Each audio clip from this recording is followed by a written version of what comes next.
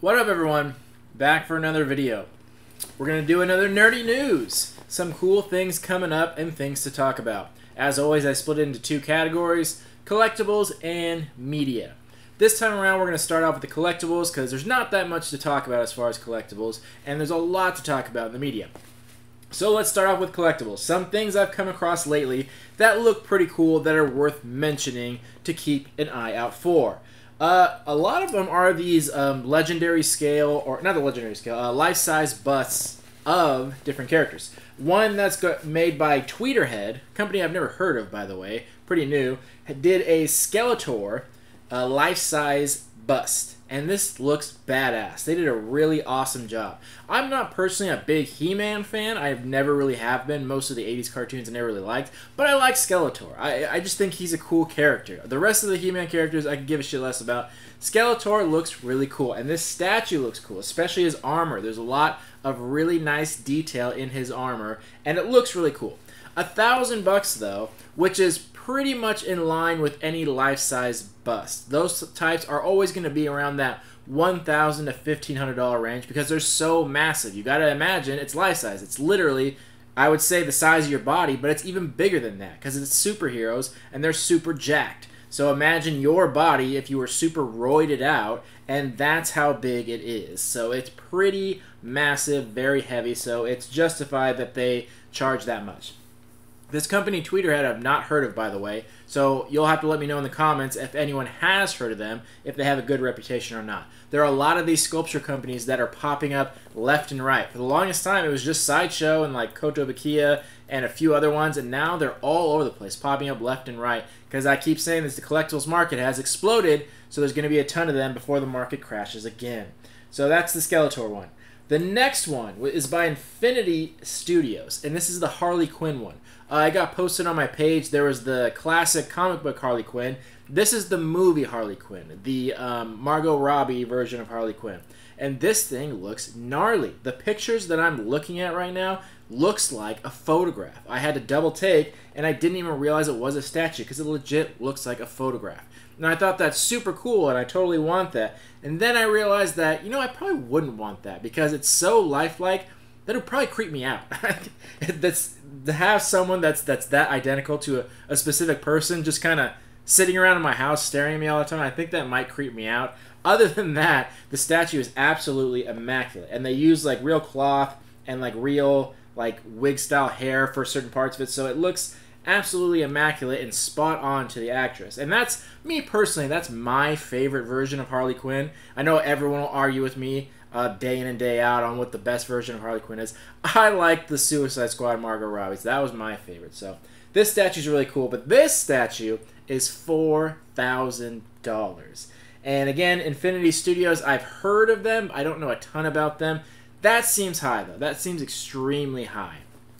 And the pictures, just like with anything, the pictures in the actual product are never always perfectly matching. There's always a little bit of a dip in quality to the actual item. How much of a dip depends on the company making it, but there's always at least a little drop in quality. So I highly doubt it looks exactly like that. I feel like when you get it in your house and in person, it wouldn't look exactly like this, but still, even if it was, $4,000 is pretty expensive. But I was just thoroughly impressed by the quality on that figure. That is absolutely amazing.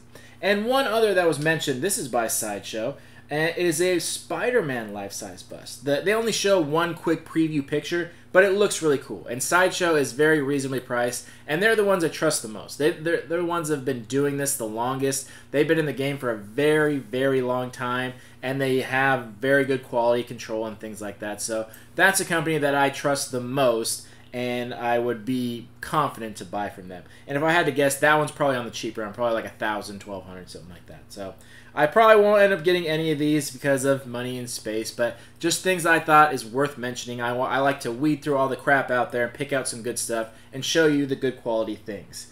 Speaking of crap, they announced all the Godzilla and Kong pop figures. They got a lot of exclusive ones. They look really great, by the way. They have the ones that are like the Midnight City versions of them, that are like the glowing versions. They look really cool. Funko did a really nice job on those. And I remember, I'm pretty sure I have the original Godzilla somewhere. I don't think I picked up King Kong. I think he's somewhere in there. And I really like those. But they released the picture of the Mechagodzilla pop figure, and good God, this thing looks fucking awful. This is horrible. It's, first of all, it's like one solid color, and which is just not accurate. The movie, you need to put some more into it, but there's got to be some gradation, some paint, something like that. It's like one solid color of plastic, and honestly, if it wasn't labeled Mechagodzilla, I don't think I would have recognized it. I don't think I would have looked at this figure and been like, oh, that's Mechagodzilla. No, it looks like nothing.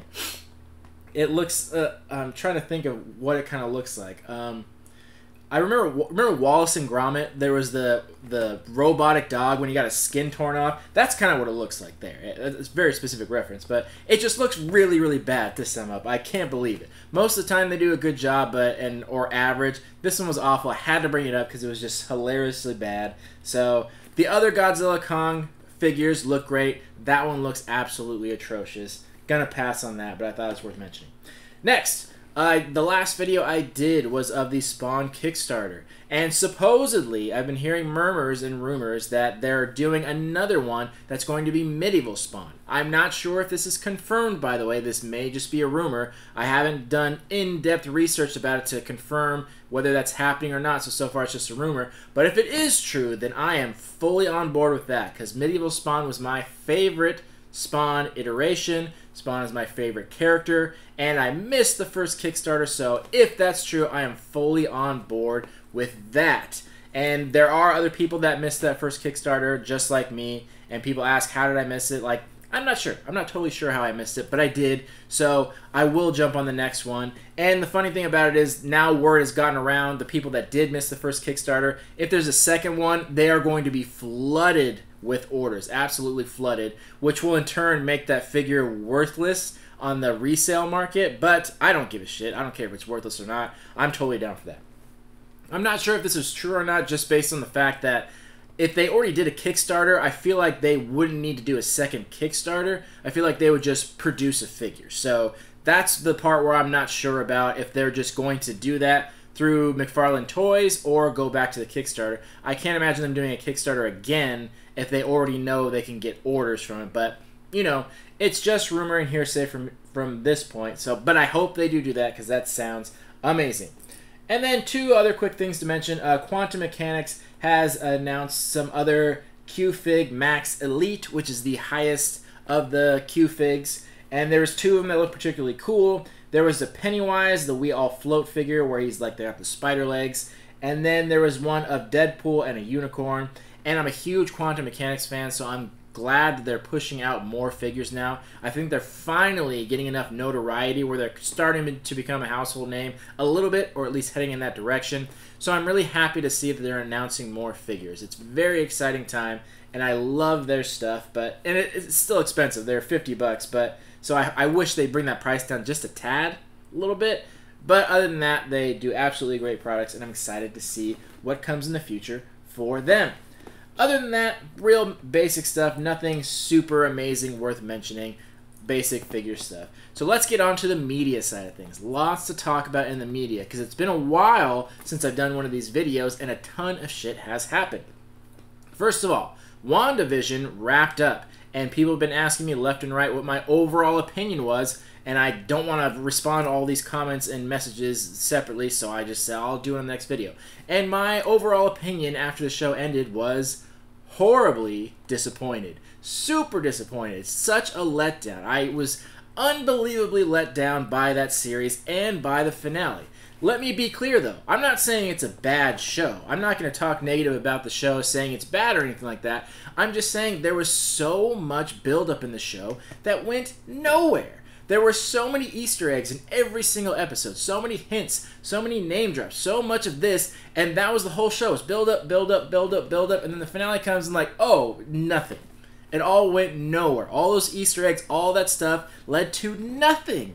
Such an absolute letdown. And that whole series kind of seemed pointless. It ended pretty much where it started. There are very few things different that happened in the whole entire show that changed anything. They pretty much went full circle and left off where they started. And people say, well, Vision's back. That's something that happened. It's like, well, no. because Sword was already working on that version of Vision before the WandaVision show happened. So that would have happened anyway, regardless of that show. And one thing was about the Quicksilver thing, that actor, that was supposed to be something big, and that ended up being nothing. The only thing that changed, the only thing that's different that actually happened, was that Monica Rambeau got superpowers. And they didn't mention it at all. Nobody talked about it. There was that final scene where, like, Monica and Wanda are talking, and at no point does she bring up superpowers. No point was she like, hey, I noticed you have superpowers now. Care to comment on that? And she's like, nah, bitch, I'm cool. I'm just going to walk away. It's like, are you kidding me? The one thing that happened that's different, that could lead to something different, and they just don't talk about it. They just kind of let it wander off. And I'm like, are you fucking kidding me? This just went nowhere. This was just completely dead end. And that's the problem I've had with all TV shows. This is why I don't like them. Because they just drag things out. They drag it out, elongate it, and then it just kind of goes nowhere. And it's like, ugh, that's so frustrating. And now we got to wait at least a year, if not longer. I'm not sure of the exact release date of Doctor Strange 2, but we got to wait so long. And it's like, there were so many unanswered questions that we have to wait for now. Questions that they raised during the show. I was better off not watching it, because now I wouldn't have all these questions like looming around. But, you know, I will say it was still well done, but the problem I had was like watching these episodes. So many of the episodes just were nothing episodes. They were these like kitschy, fun, period pieces that just weren't really anything, and that was kind of weird, but it was okay because it was leading to something. That's why it was exciting, and that's what I said in the last video. It was leading somewhere. That's what made it good. But now that I know that it leads nowhere, now, looking back on those episodes, they're just pointless. They seem really stupid. Like that first 2 episodes of the 50s and 60s, where it was just this like fun like TV thing. It's like, yeah, that's great, but what's the point of that? Did they really need to make a whole episode about that? Each episode had like 1 5-second clip of something significant, and then it led nowhere. So that's my overall opinion. Horribly disappointed, and it's ruined my confidence in all the other Marvel shows, because I feel like it's going to be the same thing. I feel like they're just going to lead nowhere. They're going to raise a bunch of questions, hint at a bunch of things, but not actually go do those things. It's just a way to get you to go watch the movies. And it's like, that's such a bummer. If I'm investing that much time in it, I would hope that it leads to something. So that's my overall opinion. And Falcon and Winter Soldier has started, and I don't have much of an opinion on it. It's fine. No real major opinions on it. I mean, I'm watching it. I like it. It's okay. But I'm not getting my hopes up now. All these things are hinting around. Learned my lesson from WandaVision. Not going to let the same happen with Falcon and Winter Soldier. So I'm watching it, and I like Zemo. I'm glad he's back. So that's cool, and that's basically it.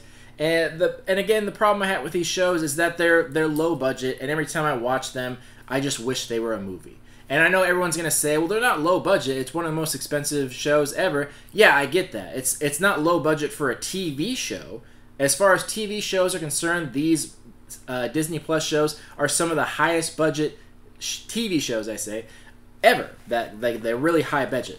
But they're not high budget compared to a movie. They're still low budget compared to a movie. And that's where these characters belong. They're all from movies. They're from that high budget. And even though they're high budget shows, they're still low budget for a movie. And there's so many times in the show where I'm just like, man, this would be so much cleaner and more polished if it were in a movie. I wish they would have just done that. So it seems like they're just saving money and putting out these shows in between their movies. And I wish there was more to them. I wish there was more quality. I wish there was more resolution. So they're not bad, but I'm just not over the moon for them. There's so much more they could do with them, and I wish they would. And they also showed some more trailers to Loki. Again, that looks cool. The trailers look really good, and I'm glad Owen Wilson's in it. I've always liked him. I think he's a good actor, and I think he's very entertaining and funny. So I'm glad they picked him, so I'm excited for that. And I like the Loki character. That's cool. But again, I'm not sure what to think. All these trailers look good, and then you get to the show, and it's just very drawn out, very like, oh, the same thing for episode after episode after episode, and then it ends, and you're like, okay, we're back where we started. So that seems to be the consistent thing here. Other things that we saw trailers for, The Bad Batch, the new Star Wars animated show. They showed the trailer for that. And to that I say, meh. Honestly, it doesn't look that great. I'm gonna be perfectly honest. It doesn't look super fantastic. Not because it's animated. It doesn't seem. It seems very kiddie. It just seems like it's more of a kids show. I'm not saying that it's going to be, but that's the impression I got from the trailer. It just seemed like it's geared more towards kids than it is adults, which is fine. Nothing wrong with that. But if they're putting money into it, the whole Disney Plus thing, I feel like it should be geared more towards adults. I know they're not going to do rated R stuff ever, but I feel like it should be more towards adults. Like WandaVision was more towards adults. Kids can enjoy it, but geared more towards adults. It seems like the Bad Batch is more on the kids' side. So that's the impression I got. Not super excited. It looks okay. I'll still watch it. I'm not going to avoid it. I'm not going to complain about it or anything like that, but meh. So that's what it is.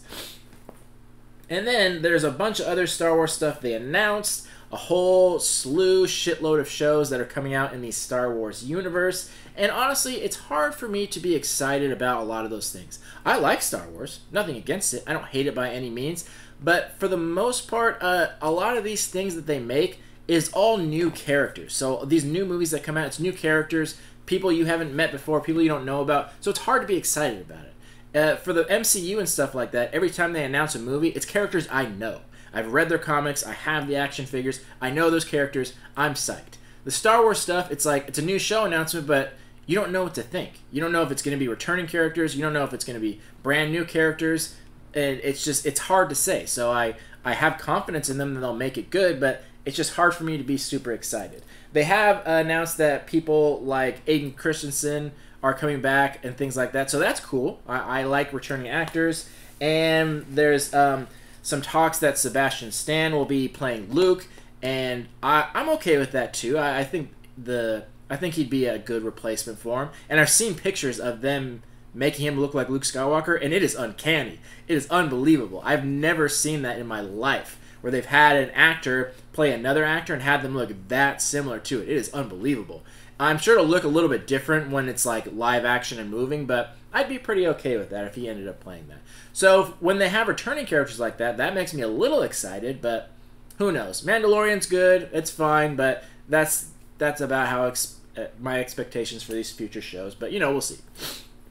Next, we got a trailer for Batman The Long Halloween Part 1. This is going to be in 2 parts, and this looks really good.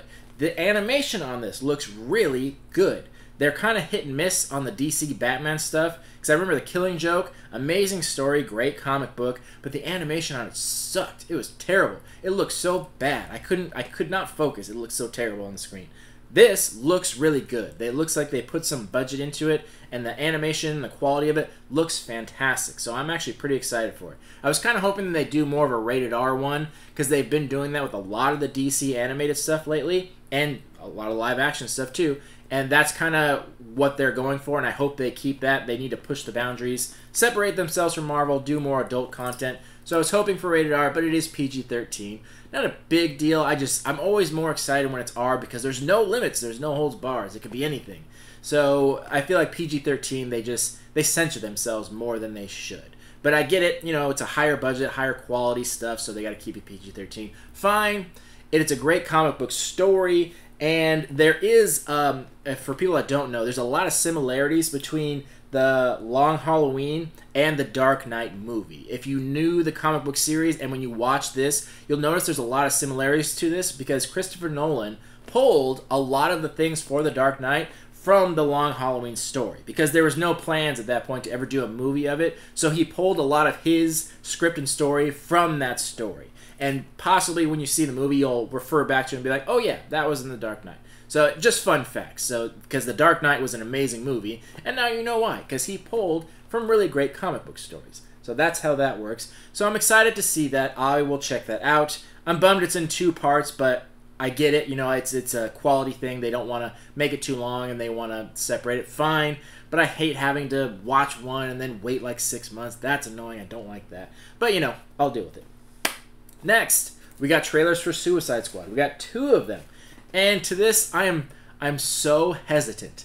Anytime I watch trailers in general, I literally call it the Suicide Squad theory because I use this as an example for everything. Because the original Suicide Squad movie has to date, the best trailer I've ever seen. That was a fantastic trailer. It was so well done with the music. It looked amazing. I was so excited for that movie. I literally told people, like, this movie can do no wrong. I saw the trailer. It can't be bad. How could it be with a trailer that good? And then it was. And then it was. So seeing the Suicide Squad 2, it's not 2, but you know, the whatever you want to call it, trailer, I get like PSD, like I get flashbacks of war scenes, and then I just see the Suicide Squad trailer, and I'm like, no, it's going to be horrible now. So I'm very hesitant when I see this. And honestly, I'm going to be perfectly honest, the trailers for that don't look that great. They don't look bad. It looks promising, but they don't look that great. I'll relate it to the Birds of Prey, where they tried really hard to be funny. They're like really reaching for jokes, and they're like constantly trying to make jokes, and they're just like not landing, and then it just makes it awkward. And I get that same sense in these trailers. Some of the jokes are kind of funny, but some of them, they're just like really reaching, and they're like trying overly to the top to be like raunchy, to the point where it's like, that's not clever, that's not funny, you're just being raunchy for the sake of being raunchy. So I get that sense from it. And that makes me think that maybe this won't be great. And if the trailer's not that great, I have a feeling that the movie's going to be a big step down from that. So I'm definitely going to see it. I'm glad it's rated R, by the way, which the first movie should have been. I wish they would do a recut of that movie. But at least it's rated R. I'm happy that they're at least not censoring themselves, because Suicide Squad is one of those things where it's villains. It needs to be rated R. So I'm glad they're doing it that way, but I'm just very, very hesitant on it. And, you know, honestly, I hate to be mean, but John Cena is not a good actor. He's just not. I like him as a person. I like him, like, when I see him, I'm like, oh, John Cena, he's a cool guy. But whenever he's, like, trying to actually act, he's not a good actor. I'm sorry. I know that's mean to say, but he's not. And every time I see him in something and he says something, I'm just like, that's what I feel about it. I don't have my hopes up. Birds of Prey was the worst comic book movie in history, and we'll see. I'll still see it. I'll still be mildly excited about it. There are some cool things. I like Idris Elba. He's a really great actor. He's a fantastic actor, so I'll go see it for him. But my overall opinion is it's probably not going to be good. There. The last thing on the list, Invincible, the new show that's come out on, is it Prime? Is that what it is? Something like that. The show is great. It's a really good show. It's very popular right now. I'm sure everyone and their mother has heard about it. People have been telling me nonstop to go check it out, and I'm like, okay, fine, I'll go watch it. And I did, and I didn't realize it was that new. I thought I was going to at least watch the first season, and I only got to watch 3 episodes. It's really cool. I enjoy it, but the animation is terrible. It is obviously very low budget, and I get it. It's a very small comic book that's run. It was popular, but it's not very big, so they didn't want to throw a lot of money in it because they weren't sure how well the show would do. So I get it. I get why it's low budget, but the animation is just so bad. It's luckily the really violent action scenes. Luckily, they seem to put a little more effort into those scenes, and those look pretty cool. Those action scenes look fine. It's mostly like the talking and things like that, which there's a lot of. The animation's so bad, and you can tell because there's not a lot of movement. It looks like old school anime, where they'll like move and freeze and their lips will go. And they'll move and freeze and their lips will go. And then every once in a while their eyes will go. And it's like very like robotic, systematic, where it's not fluent like me. Things are happening all at once. Eyes, motion, all this stuff. It's like, no, it's like a solid motion, say some words. Solid motion, say some words. And that just goes to show how cheap it is. And that's what it is to be cheap animation. To have things constantly flowing, they have to make more. They don't do cells anymore, but they have to make more cuts. They have to do more of that, so they just do a freeze frame and then just do the mouth because it's cheap. So I hope, with all the notoriety this show's getting, because I've heard nothing but positive things from a lot of people, I'm hoping that that'll get some word around and they'll get a higher budget and that will change. And I'm pretty confident that it will. So that gives me high hopes because the story on it is cool. I like that it's adult themed. It's gotten me interested. I'd never heard of these characters before, and even 2 episodes into it, like, I'm into it. I like them. I think it's pretty great. So I have confidence that they will do the right thing. They will get notoriety. They will get more money, and that will bring up the production value of it. Because once that's done, I think it'll be a really fantastic show. Now, I know very little about it. I did not read the comic series, so I don't know the story. It seems promising, but I'm not sure where it's going to go, so we'll know by the end of Season 1 if it's going to be like a lead nowhere type of thing or if it's going to be great. But it seems really good, and I'm hopeful for it. So if you've not checked it out, please do. Just know that it's very adult themed. It's not for kids, so know that. And just know that it's very low budget. So things like the animation and a lot of the voice actors are just, it's not really done well. It's not really mixed well, things like that. But hopefully that'll change. And yeah, that's pretty much it. I just kind of sped through things and still made this video incredibly long. Those are the things that are coming up. Those are the things that are to be excited for. There will be some more collectible stuff coming up and a lot more in the media, so we'll talk about that on the next Nerdy News video. And these are just things that I want to mention to you in case you didn't know. Let me know your thoughts and opinions in the comments, as always, and if there are things that weren't mentioned here, maybe I don't know. So please mention them, and I'll mention them on the next video, or things that maybe I just didn't care to mention that you want to hear about. Let's hear about it there. Other than that, next video should be Mortal Kombat, and I'm super excited for that. Please, God, don't let it be horrible. It looks so good. Please, Lord, don't let this be a horrible movie. I pray to thee. So we'll see if that actually is horrible or not. We all know what happened with the first Mortal Kombat. And I'm going to hopefully see that in theaters, because the theaters are opening back up in California, and I'm going to try really hard to make that the first movie I see back in theaters, because I feel like that one needs to be in theaters. I feel like I need to be immersed. I need to be a full surround sound, and while people are cutting people's shits off. So that's where I want to be. Hopefully that's the case, but worst case scenario, can't see in theaters, I'll watch it here. I'll still do a review. It doesn't come out till Thursday of next week. So we'll probably get a video of that review Friday or Saturday. So I'll see you then. Thank you all for watching and supporting. Let's talk about it in the comments. See you in the next video. Love you all. Peace.